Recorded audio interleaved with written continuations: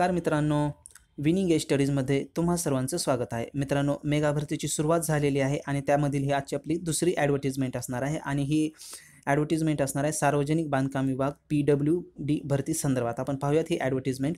कनिष्ठ अभियंता स्थापत्य गट ब अराजपत्रित राज्यस्तरीय पदभरती जाहिरात सन 2019. तर पहा, सिव्हिल इंजिनिअरिंगसाठी ॲडव्हर्टिजमेंट असणार आहे, सिव्हिल डिप्लोमा इंजिनिअरिंगसाठी. पाहूयात आपण इथं काय दिलेलं आहे.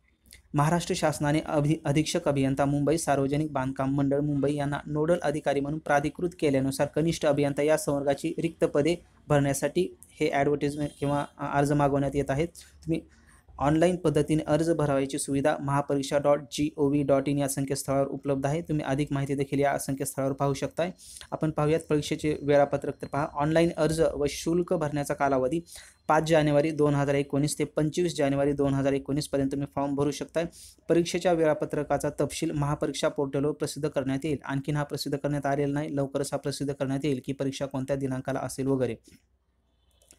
तर तुम्हाला हा फॉर्म ऑनलाईन भरायचा आहे. त्याच्या सूचना सर्व तुम्हाला महापरीक्षा.gov.in या वेबसाईटवर अवेलेबल आहे, तिथे तुम्ही पाहू शकताय. आपण पाहूयात ॲडव्हर्टिजमेंटचे डिटेल्स, पोस्टचे डिटेल्स. पदनाम असणार आहे कनिष्ठ अभियंता स्थापत्य गट ब अराजपत्रित. तुमचे जे पेमेंट स्केल असणार आहे, पे स्केल, तो असेल 9,300 ते 34,800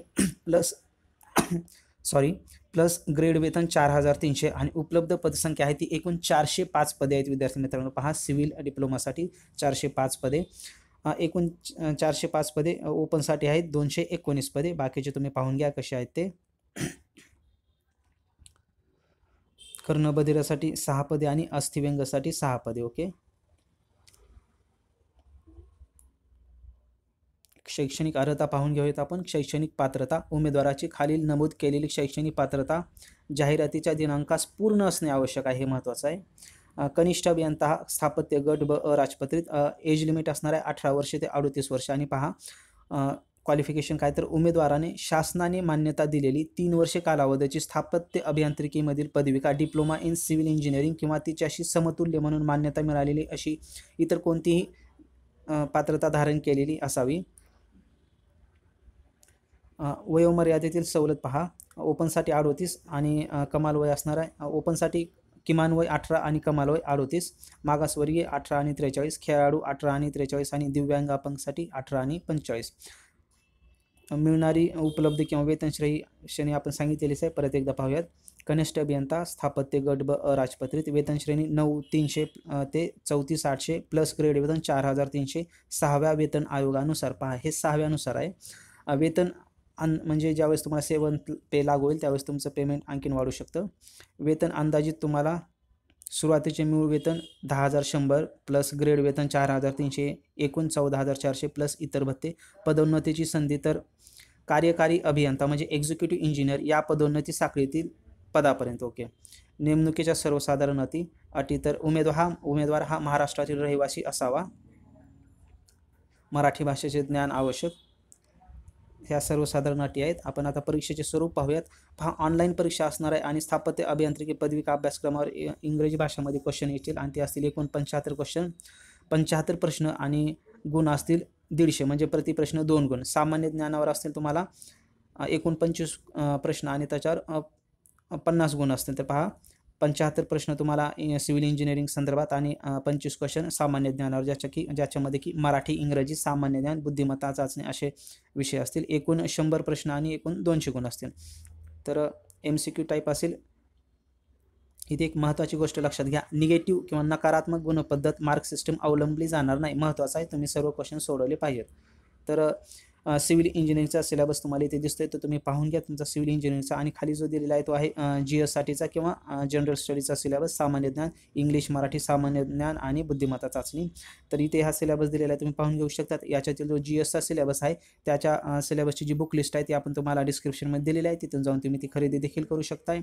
आता पाहूयात आपण परीक्षा शुल्क. पहा, परीक्षा शुल्क असणार आहे खुला प्रवर्गासाठी 450 आणि राखीव प्रवर्गासाठी 250.